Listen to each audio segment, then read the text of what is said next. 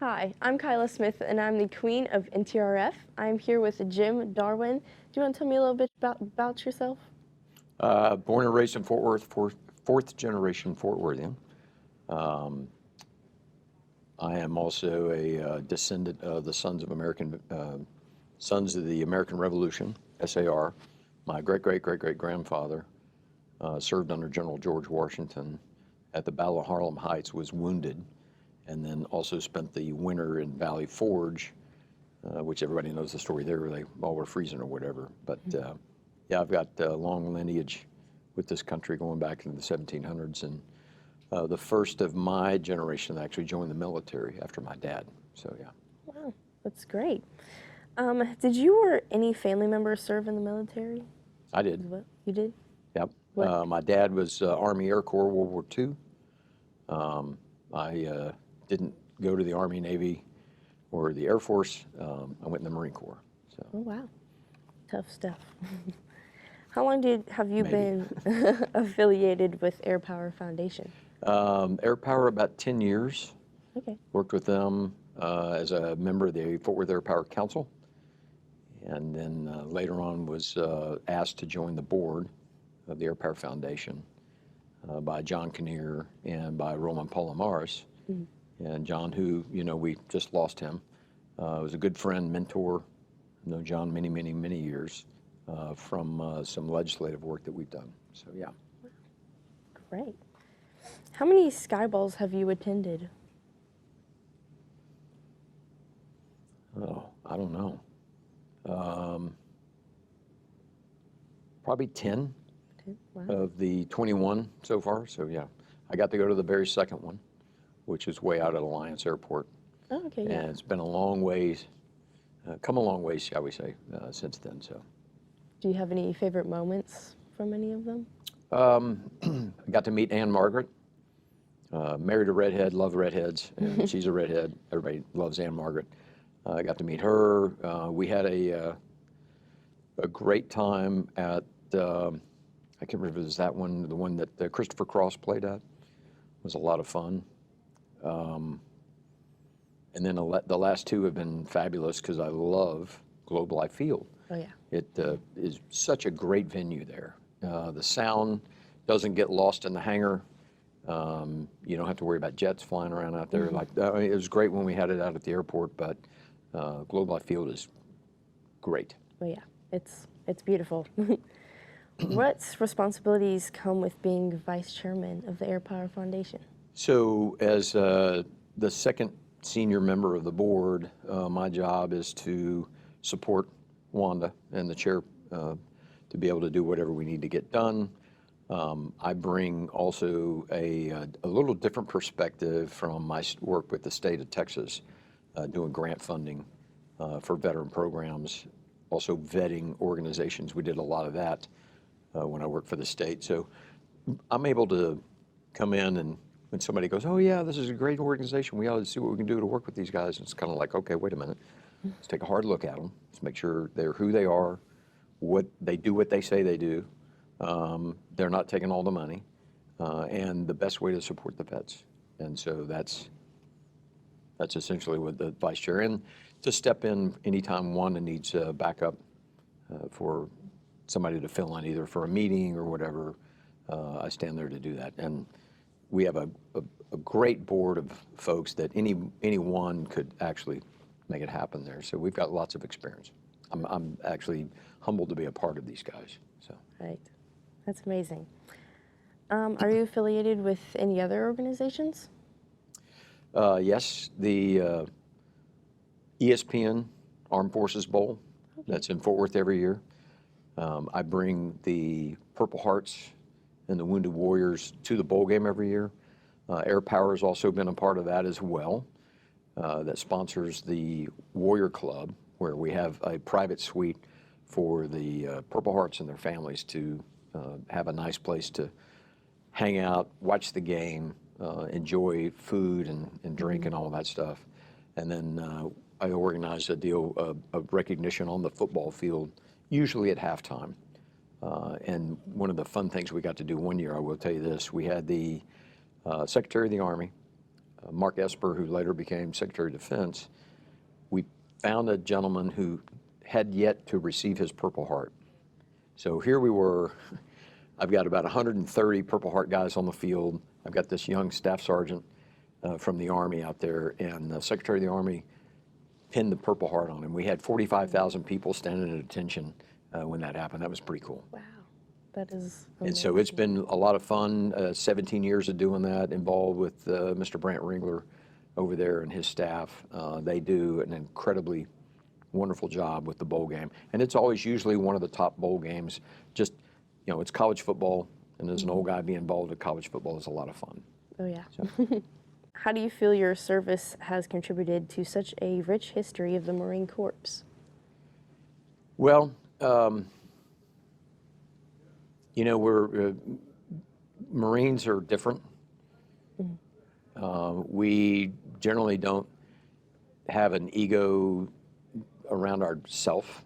It's generally, and most services are probably the same way, but especially the Marine Corps, it's all about our brothers and sisters in arms that we served with.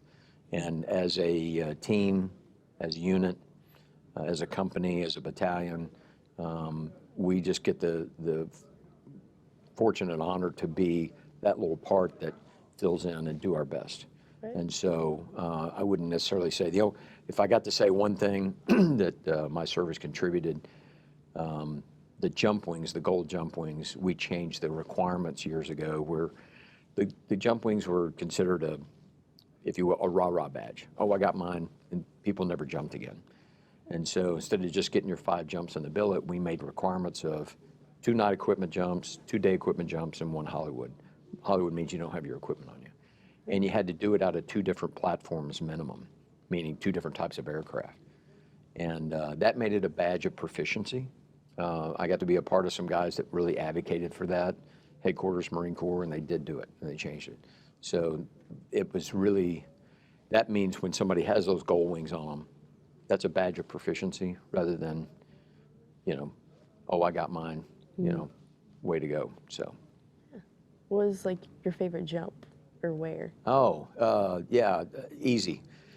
OV-10 jump, which the OV-10 doesn't exist in the inventory anymore. Most of your jumps are around 1,000 to 1,500 feet, static line. If you're jumping a ram air parachute, that's going to be 5,000 to 10,000 feet, one way or the other, those. But the OV-10 was really cool because we could drop a recon team literally in about a 200 square foot spot, and the aircraft would fly about 150 feet above the ground and then pull up straight up into a climb, and you're in the back end of this airplane, a lot like this, and go, and you just fall out the bottom. Oh, wow. And so you fall out, and what was crazy, you're watching, and your parachute would open in front of you, and the ground's down there, you see it, so it opens up like this way, and then you swing underneath. And it was one of the coolest things on the planet, to do OB-10 jumps. Anybody that got to do an OB-10 jump will say, yeah, that was awesome. Of course, you swing, you're only in the air maybe 8 seconds, 10 seconds, and you're on the deck. That's it. So it was real fast. Yeah. That's some bravery. I don't know if I could jump like that out of an airplane, but. Well, I will promise you a religious experience if you jump out of an airplane. Because when you leave that perfectly good airplane in the air and you exit, you're talking to Jesus, you're talking to Buddha, you're talking to Allah, you're talking to somebody beyond yourself of, please, let me hit the ground, okay? So, right. Yeah, that's it. Yeah. When you're not working for Airpower Foundation, what is your day job? So I previously worked veteran programs for the state of Texas.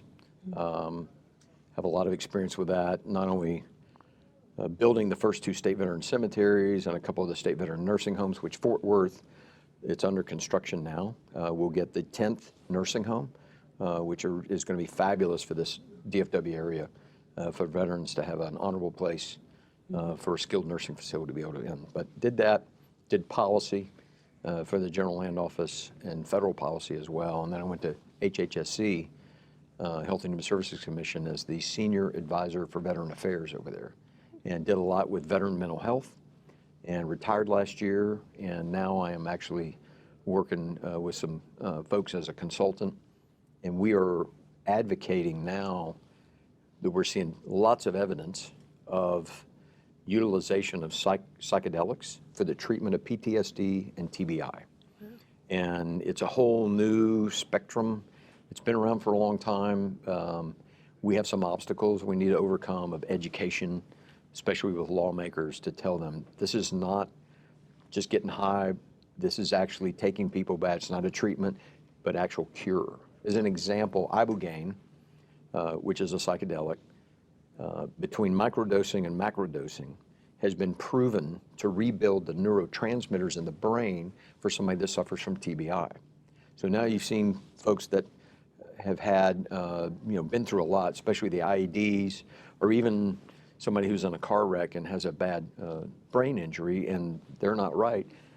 Ibogaine is showing where that can be cured. Same thing with psilocybin, which is known as the magic mushroom. The actual psilocybin, when used in certain doses, can actually take that person back to the trauma in their life and be able to give them a different way to deal with it going forward. And so you're going to hear more, see more in that arena. And I'm really excited to be a part of it with a couple other Navy guys that I know that are former members of the House. And we've got a team of folks that we're working really hard on that. So they're literally on the horizon. We may see cures for a lot of this stuff that will help these folks coming back from Iraq and Afghanistan, because we've never seen the amount of folks dealing with PTSD like we have before. I mean, of course, Vietnam, we don't really know a whole lot because they didn't really come back and advocate for it, but we see a lot more of it, especially with the VA budget. But think for a minute of all the great energy in these folks that's been consumed with PTSD, that we can now turn them around, cure them, and turn them into functioning human beings again. And especially with our female veterans who suffer from military sexual trauma. That is something that is so horrific that these ladies put their trust into their commanders only to be abused in such a way, especially in combat, stuff that happened in Iraq. That I won't talk about, but it's just amazing of that. If we can take those ladies and fix them and cure them and give them a productive life, let's do it. Right. Yeah, that is incredible. Well, thank you so much for your service. Sure. It has been such an honor to interview you, but I present you, it'd be my pleasure to present you with our coin. Thank you. Oh man, this is awesome. Rodeo royalty. Oh yes. Thank you so much. Thank you.